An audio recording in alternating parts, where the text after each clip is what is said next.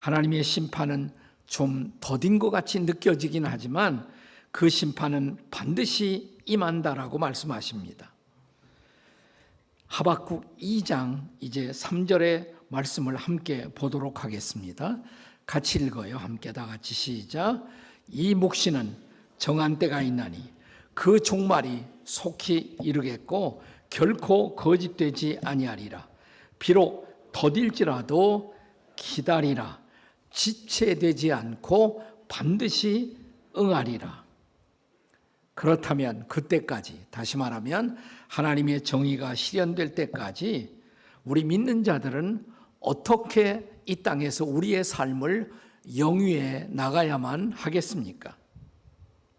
하박국 2장 4절의 말씀이 하나님의 대답이었습니다. 2장 4절의 마지막 부분이 유명한 하나님의 대답입니다. 하나님의 처방이기도 하고요. 같이 읽습니다. 다 같이 시작. 의인은 그를 믿음으로 말미암아 살리라. 네, 이 말씀은 나중에 바울 사도가 신약 성경 로마서에서 반복하는 유명한 말씀이죠. 의인은 믿음으로 말미암아 살리라. 그렇다면 우리가 믿음으로 산다는 것, 그것은 무엇을 믿고 어떻게 사는 것을 의미하는 것입니까? 하박국 마지막 장인 3장이 그 대답을 우리에게 들려주고 있습니다. 전쟁의 위기 앞에서도, 전쟁의 소문을 들으면서도 우리가 믿음으로 산다는 것, 도대체 무엇을 믿고 사는 것을 뜻하는 것일까요? 그 첫째는 하나님의 긍휼을 믿고 기도함으로 살아야 한다는 것입니다. 한번 따라서 하세요. 하나님의 긍휼을 믿고 기도함으로 삽시다. 옆에 사람에게 해보세요. 시작. 하나님의 긍휼을 믿고 기도함으로 삽시다. 3장 2절의 말씀이에요. 자, 본문 3장 2절 같이 읽겠습니다. 시작. 여호와여, 내가 주께 대한 소문을 듣고 놀랐나이다. 여호와여, 주는 주의 일을 이 수년 내에 부흥하게 하옵소서. 이 수년 내에 나타내시옵소서. 진노 중에라도 긍휼을 잊지 마옵소서. 여기 마지막 대목에 진노 중에라도 긍휼을 잊지 마옵소서. 이 긍휼이란 단어가 등장하죠. 여러분, 이 긍휼과 짝을 이루고 있는 단어가 어떤 단어였습니까? 진노죠, 진노. 진노 중에라도 긍휼을 잊지 마옵소서. 죄인과 악인에 대한 하나님의 마땅한 처방, 그것은 하나님의 심판, 하나님의 진노라는 것입니다. 하나님은 진노하는 하나님이십니다. 하지만 그 하나님은 때때로 악인들을 향해서만 진노하는 것이 아니라 하나님의 백성들 안에 존재하는 죄와 악을 인해서도 진노하십니다.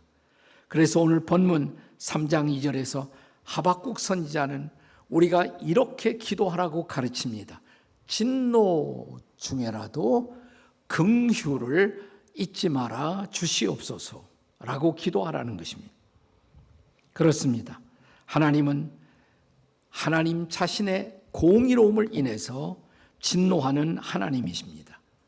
하지만 동시에 하나님은 하나님의 자비하심으로 인하여 인생들에게 긍휼을 베푸는 하나님이시기도 하십니다. 자, 이 하나님의 긍휼 때문에 우리에게 회복의 은혜가 가능할 수 있다는 것입니다. 오늘 본문에서 회복이라는 단어를 하박국 선지자는 부흥이라는 단어로 쓰고 있습니다. 이 부흥이라는 말은 영어로는 revive 동사로 revival, 두 가지 단어의 결합이에요. 다시 vive, 살린다, 다시 살리는 것, 그것이 부흥인 것입니다. 다시 말하면 그것이 회복의 의미입니다. 히브리 원어에서는 하야라는 단어가 쓰여지는데 소생시킨다 혹은 회복시킨다는 의미입니다. 그래서 우리는 이런 하나님의 긍휼히 여기심을 믿고 그의 긍휼히 여기심을 받기 위해 기도함이 중요한 것입니다. 이것을 신약적인 표현으로 바꾼다면 주님, 우리를 불쌍히 여겨 주옵소서라는 기도가 됩니다.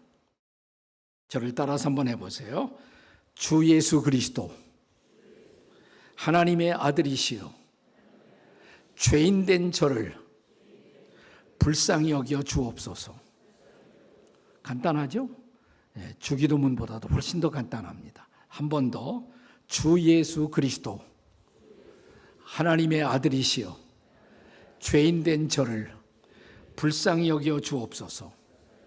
네, 이게 본래 그리스 말로 이 기도가 시작이 되었거든요.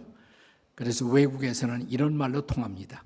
키리에 엘레이존 이렇게 말합니다. 키리에 엘로이존. 이런 노래도 있고 그래요. 한번 따라서 해보세요. 키리에 엘레이존. 키리에가 주님이란 뜻이에요. 주님, 엘레이존, 불쌍히 여겨주세요. 사실 이 기도는 매우 강력한 중보 기도도 될 수가 있습니다. 우리가 힘들고 답답할 때 하나님, 내 남편 불쌍히 여겨주세요. 바로 이 기도예요. 내 아내 불쌍히 여겨주세요. 우리 아버지, 우리 어머니 불쌍히 여겨주시옵소서. 우리 아들, 우리 딸 불쌍히 여겨주세요. 주님, 우리 민족을 불쌍히 여겨 주옵소서. 주님, 저 북녘 땅의 동포들을 불쌍히 여겨 주옵소서. 근데 이런 기도의 중요한 전제, 밑바탕에 깔려있는 중요한 전제는 하나님의 긍휼히 여기심을 믿는 그 믿음에 근거해서 우리가 기도하는 것입니다. 사랑하는 여러분, 지금이야말로 이 기도가 정말 필요한 때가 아니겠습니까? 우리가 하나님의 긍휼히 여기심을 믿고 하나님의 도우심을 위하여 주님 앞에 나아가 이 기도를 드리는 여러분과 제가 될 수 있기를 주님의 이름으로 축복합니다. 여기 회복의 기도가 있습니다. 두 번째로, 첫째는 하나님의 긍휼히 여기심을 믿고 기도하라고, 두 번째는 하나님의 임재를 믿고 기뻐하라고 하박국은 말합니다. 따라서 하세요. 하나님의 임재를 믿고 기뻐하십시다. 자, 옆에 있는 사람들에게 한번 해보세요. 시작. 하나님의 임재를 믿고 기뻐하십시다. 전쟁의 소문, 또 전쟁의 위기, 그 그림자 아래 살고 있는 우리들이 믿음으로 산다는 것, 무엇을 의미하는 것입니까? 그것은 무엇보다 이 전쟁의 위협 속에서도, 전쟁의 그림자 속에서도 여전히 이 순간도 우리와 함께 하시는 하나님의 임재를 믿고 기뻐하며 살아야 한다는 것입니다. 우리가 하박국 이 3장 3절부터 15절 사이, 우리가 3장 1절 2절 읽고 마지막만 읽었어요. 그 사이가 있어요. 사이 3절부터 15절 사이에는 하나님의 백성들과 함께 하시는 하나님의 임재를 아주 다양하게 묘사하고 있습니다. 전쟁터에서 말을 타시는 전사로 하나님이 등장하십니다. 칼과 활을 들고 하나님의 백성들을 보호하고 지키시는 하나님, 그는 전쟁 속에 개입하시고 그 백성들을 보호하시는 하나님이십니다. 그 하나님은 때로는 4절에 보면 햇볕처럼 태양처럼 등장하십니다. 그의 광명이 햇빛 같고 광선이 그의 손에서 나오나 이렇게 말하죠. 때로 그분은 산을 무너뜨리시며 우리에게 다가오시는 분, 때로 그는 14절에 보시면 회오리 바람처럼 다가오십니다. 때로는 15절에 보면 바다를 밟고 다가오시는 하나님이십니다. 왜 그렇게 우리에게 다가오십니까? 13절이죠. 자, 13절 말씀 한번 같이 읽어보세요. 시작. 주께서는 주의 백성들을 구원하시려고 기름 부음 받은 자를 구원하시려고 나오사. 아멘. 바로 주의 백성들을 구원하시려고 그렇게 그분은 다가오시는 것입니다. 위기 속에, 전쟁의 위협 속에도 그분은 우리에게로 다가오시는 것입니다. 물론 이런 전쟁의 여파를 통해서 17절의 증언처럼 우리는 적지 않게 많은 것을 손해받고 잃어버릴 수가 있습니다. 무화과 나무가 열매를 맺지 못하고, 포도나무의 열매가 끊어지고, 감람나무의 소출이 없어지고, 밭에는 먹을 것이 없어지고, 우리에는 양이 없어지고, 외양간에는 소가 없어지고, 우리의 은행 통장에는 저금이 바닥나고, 식료품들이 더 이상 공급되지 못하는 위기가 우리 인생에 찾아올 수도 있습니다. 하지만 그 중에서도 여기 하박국 선지자는 하나님의 임재를 바라봅니다. 이 위기 속에 여전히 하나님이 함께 하신다는 것입니다. 그렇습니다. 위기와 시련이 다가왔지만 아직 하나님은 우리를 버리지 않으셨습니다. 아멘. 하나님은 아직 우리를 떠나지 않으셨습니다. 우리가 기도할 때마다, 우리가 예배할 때마다 하나님은 그의 거룩한 임재를 우리에게 보여주십니다. 자, 아직도 우리와 함께 하시는 하나님, 그의 임재를 확인하는 순간 우리 모두는 이렇게 고백할 수가 있습니다. 주님만 함께 하신다면 저희는 다시 일어날 수 있어요. 주님만 함께 하신다면 우리는 실제로 아무것도 잃어버린 것이 아닙니다 라고 고백할 수가 있다는 것입니다. 그 하나님이 함께 하신다면 우리는 이 하박국 3장 18절의 노래를 노래할 수 있습니다. 찬양할 수 있습니다. 18절 다 같이 읽겠습니다. 시작. 나는 여호와로 말미암아 즐거워하며 나의 구원의 하나님으로 말미암아 기뻐하리로다. 아멘. 그렇습니다. 무화과 나무 열매, 포도나무 열매, 감람나무의 소출, 밭의 곡식, 은행의 적금, 다 하나님의 선물이죠. 하나님의 선물이에요. 축복입니다. 그러나 여러분, 하나님의 선물보다, 하나님의 축복보다 더 중요한 것은 하나님의 존재 그 자체인 것입니다. 하나님의 임재 말입니다. 우리가 선물을 영어로 기프트라고 그러죠. 기프트. 근데 기프트보다 더 중요한 것은 뭐냐면 기버예요. 기버. 주시는 분. 주시는 분이 있어서 선물, 기프트가 우리에게 주어지는 것입니다. 저희 아이들이 어렸을 때 제가 밖에 여행 갔다 오면 조그마한 선물을 항상 들고 집에 왔습니다. 집에 오면 초인종을 누르면 항상 둘째가 제일 먼저 달려나왔어요. 그리고 저를 보면 소리칩니다. 선물 사왔느냐 이 말이죠. 여기 있다. 선물을 안 껴주면 낚아채 갖고 지방에 들어가서 두 번도 다시 저를 쳐다보지 않습니다. 그때 얼마나 섭섭한지 몰라요. 나는 이렇게 소리치고 싶었어요. 물론 한 번도 소리치지 않았습니다만 소리치고 싶었어요. 야, 선물이 중요하니 아빠가 더 중요하니? 아빠 없으면 선물 있을 수가 있니? 우리는 하나님의 축복을 갈망합니다. 하나님의 선물을 갈망합니다. 그러나 하나님의 축복보다 선물보다 더 중요한 것, 하나님의 존재, 하나님의 임재 그 자체인 것입니다. 그렇습니다. 우리가 아무리 역경의 시간, 시련의 시간을 지나고 일지라도 함께 하시는 하나님, 그 하나님만 함께 한다면 하나님의 임재를 믿고 기뻐할 줄 아는 저와 여러분이 될 수 있기를 주님의 이름으로 축복합니다. 아멘. 아멘. 여기 하박국 선지자의 마지막 세 번째 기도, 그것은 하나님의 회복을 믿고 기도하라는 것입니다. 따라서 하실까요? 하나님의 회복을 믿고 기도하십시다. 자, 옆에 사람에게 해보세요. 시작. 하나님의 회복을 믿고 기도하십시다. 19절 말씀은 바로 우리를 향하신 하나님의 회복의 약속의 비전입니다. 자, 19절 같이 읽어요. 다 같이 시작. 주 여호와는 나의 힘이시라. 나의 발을 사슴과 같게 하사 나를 나의 높은 곳으로 다니게 하시리로다. 아멘.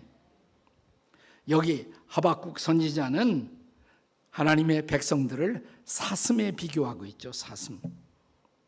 한 구약학자는 하박국 1장을 강해하면서 1장에서 하나님의 백성들을 골짜기의 시련에 빠져 있는 사슴에 비유하고 있어요. 골짜기에서 위기를 당하고 있는 사슴. 그 사슴은 위기를 경험하면서 골짜기에서 신음을 토하고 있습니다. 두 가지 신음. 우리가 하박국 1장을 열자마자 두 단어가 나와요. 하나는 어찌하여, 왜 이런 일이 저에게 왔습니까? 또 하나는 어느 때까지, 얼마 동안이나 이런 고난, 이런 시련을 우리가 당해야 한단 말입니까? 자, 하박국 1장 2절을 한번 같이 읽어보겠습니다. 1장 2절 다 같이 시작. 여호와여, 내가 부르짖어도 주께서 듣지 아니하시니 어느 때까지리까? 내가 강포로 말미암아 외쳐도 주께서 구원하지 아니하시나이다. 3절 보세요. 이제 3절 다 같이 시작. 어찌하여 내게 죄악을 보게 하시며 패역을 눈으로 보게 하시나이까? 겁탈과 강포가 내 앞에 있고 변론과 분쟁이 일어났나이다. 무슨 단어로 시작해요? 어찌하여? Why? 어째서 이런 일이 생겼습니까? 여기 골짜기에서 슬피 울며 이리 뛰고 저리 뛰며 피 흘리는 사슴의 모습을 연상해 보십시오. 그런데 한순간 그 사슴이 그 작은 발, 그 연약한 다리, 사슴의 다리가 얼마나 가느다란 다리예요. 그 다리로 갑자기 뛰기 시작하더니 골짜기를 탈출합니다. 그리고 저 높은 언덕으로 튀어올라 그 언덕에 유유하게 서서 있는 그 사슴의 모습을 한번 연상해 보십시오. 여기 하나님의 자비, 하나님의 능력을 통해서 이 골짜기를 탈출해서 언덕 위에 서 있는 사슴의 유유자적한 이미지를 바라보십시오. 그리고 19절의 말씀을 다시 한번 읽어보십시오. 자, 19절 읽습니다. 시작. 주 여호와는 나의 힘이시라. 나의 발을 사슴과 같게 하사 나를 나의 높은 곳으로 다니게 하시리로다. 아멘. 그렇습니다. 하나님의 자비, 하나님의 능력이 제공한 완벽한 회복의 이미지가 아니겠습니까?